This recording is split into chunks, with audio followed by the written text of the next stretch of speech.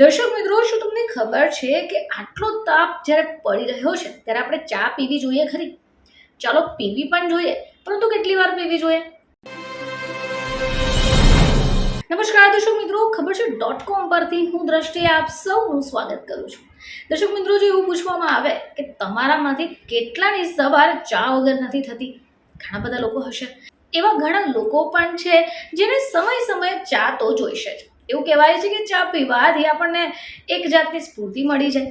ચાના રસિકો, ચાના દીવાનોની સંખ્યા કંઈ ઓછી નથી, પરંતુ જો શિયાળો હોય અથવા ચોમાસું હોય તો ચા પીવાની મજા પણ આવે. પરંતુ જ્યારે હાલમાં ખૂબ ગરમી પડી રહી છે ત્યારે તમને ચા પીવાનું ગમશે? હવે જે લોકો વારંવાર ચા પીએ છે તેમને પણ એવો પ્રશ્ન થશે કે આ ઉનાળાની ગરમીમાં કેટલી વાર ચા પીવી જોઈએ?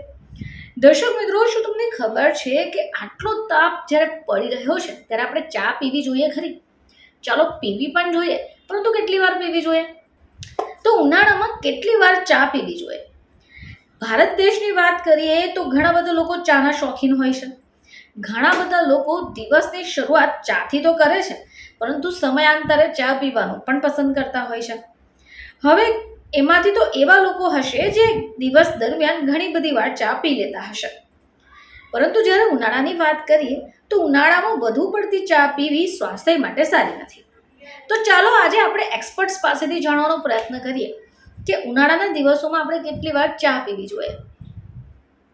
તો આ વિષય પર ડૉક્ટર અજીત જૈન જણાવે છે કે તમે ઉનાળાના દિવસો દરમિયાન એક વાર અથવા તો વધારેમાં વધારે 2 વાર ચા પી શકો.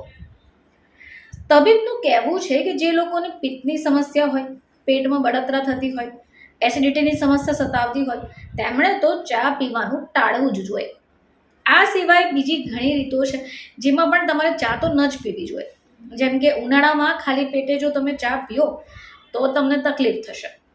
ઉનાળાના દિવસો દરમિયાન ખાલી પેટ ચા ન પીવાની ટ્રાય કરવી જોઈએ. વધુ પડતી ચા ન પીવી જોઈએ, કારણ કે આ જે ચા હોય એમાં ટેનિન હોય છે, જે શરીરની અંદર આયર્નની ઉણપનું મોટું કારણ બની શકે. હવે માની લો કે જે લોકો 5 થી 6 વાર ચા પીએ છે દિવસ દરમિયાન અને અચાનક ચા પીવાનું બંધ નથી કરી શકતા, તો તમે ઈચ્છો તો આવા કિસ્સામાં તમે દિવસ દરમિયાન 1 કે 2 વાર ચા પીવાનું શરૂ કરી શકો. આનાથી શું થશે કે વારંવાર ચા પીવાની જે આદત છે તે પણ છૂટી શકશે. જો તમારે ચા પીવાની આદત ઓછી કરવી હોય તો તમે ઈચ્છો તો ધીમે ધીમે ઓછી કરી શકો. આવી સ્થિતિમાં તમારે વધારે પાણી પીવું જોઈએ અથવા તો જ્યુસ, છાશને પણ તમે પી શકો છો. તો દર્શક મિત્રો, જેમને પણ શારીરિક લગતી સમસ્યા સતાવતી હોય, જેમ કે એસિડિટી, પિત્તની સમસ્યા, તેમણે તો ચા પીવાનું ટાળવું જ જોઈએ. અને અત્યારે તો આટલી બધી ગરમી પડતી હોય તો દિવસ દરમિયાન 1 કે 2 વાર ચા પી શકાય. ફરીથી તમારી સમક્ષ હાજર થઈશું, ત્યાં સુધી જોતા રહેજો ખબર છે .com.